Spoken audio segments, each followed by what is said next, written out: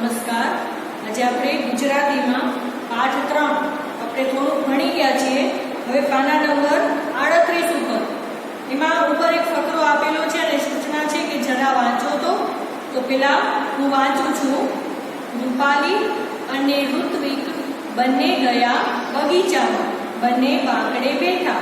તો બગીચામાં કોણ ગયું હતું? રૂપાલી અને ઋત્વિક. ને બંને ક્યાં જઈને બેઠા? બાંકડા ઉપર. બંને પાકા મિત્ર. રૂપાલી અને ઋત્વિક હતા એ બંને પાકા મિત્ર હતા. બગીચામાં લીલાછમ વૃક્ષો હતા. વૃક્ષો ઉપર રૂપાળા પક્ષીઓ હતા. રૂપાલીના માથા પર અચાનક ટપ દઈને કંઈક પડ્યું. હવે રૂપાલી અને ઋત્વિક જ્યાં બાંકડા ઉપર બેઠા હતા એ બાંકડા ઉપરથી રૂપાલીના માથા ઉપર કંઈક પડ્યું. તો ઋત્વિકે ઉપર જોયું અને ઋત્વિક હસ્યો. તો ત્યાં જ રૂપાલી અને ઋત્વિકના શિક્ષક આવ્યા અને રૂપાલીને રૂમાલ આપીને ખડખડાટ હસ્યા. શિક્ષક સામે જોઈને રૂપાલી અને ઋત્વિક પણ ખૂબ હસ્યા. એટલે એના શિક્ષક આવ્યા એટલે શિક્ષક સામે જોઈને ઈ બંને પણ હસ્યા. હવે નીચે બીજી સૂચના છે, સુધારીને લખો. તો જો વાક્ય છે રૂપાલી અને શિક્ષક બાંકડા પર બેઠા, તો આપણે આમાં શું સુધારવાનું છે? બાંકડા ઉપર કોણ બેઠું? રૂપાલી અને ઋત્વિક. તો અહીંયા હું સીધો જવાબ લખું છું.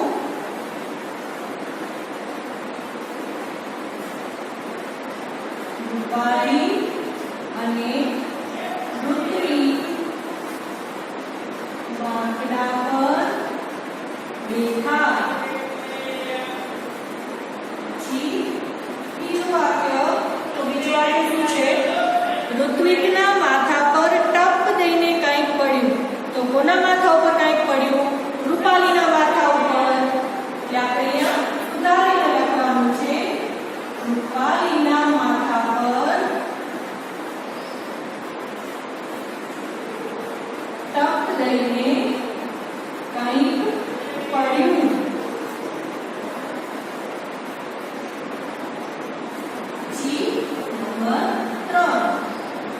તો શું છે?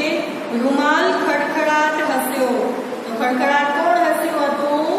ઋત્વિક. એટલે રૂમાલની બદલે ઋત્વિક આવશે. ઋત્વિક ખડખડાટ હસ્યો. પછી નંબર 4, પક્ષી સામે જોઈને બંને મિત્રો હસ્યા. તો કોની સામે જોઈને હસ્યા હતા? શિક્ષક સામે. તો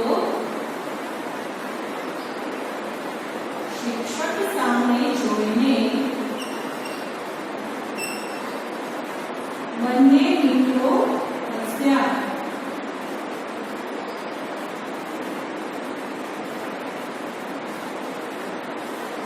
અને નંબર 5, રૂપાળા વૃક્ષો પર લીલાછમ પક્ષીઓ હતા. તો આખું વાક્ય ઊંધું થઈ ગયું. શું આવશે?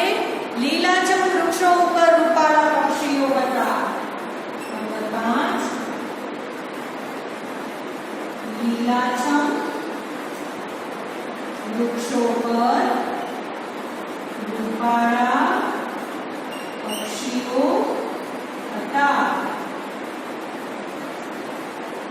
બરોબર. તો પાના નંબર 38 પૂરું. હવે પાના નંબર 39. તોને શું મળશે? ભૂલ ભૂલામણીમાં લીટી દોરી વાહન સુધી પહોંચાડો. તો જો બાળકો, ચિત્ર આપેલું છે. ઉપર 4 તમારા જેવા બાળકો છે અને નીચે 4 વાહનો છે અને પછી વચ્ચે છે ને ભૂલ ભૂલામણી આપેલી છે.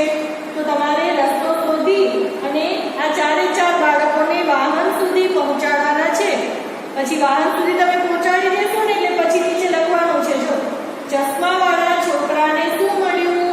તો ચશ્માવાળા છોકરાને જે વાહન મળ્યું હોય એ વાહનનું નામ. પછી 2 ચોટલાવાળી છોકરીને ખાલી જગ્યા મળી. તો 2 ચોટલાવાળી જે છોકરી છે એ છોકરીને કયું વાહન મળ્યું એ તમારે અહીંયાથી જોવાનું.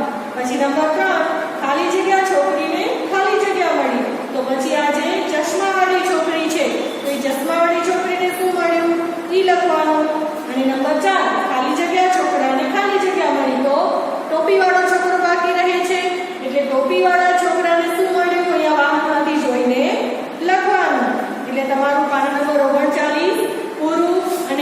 પાઠ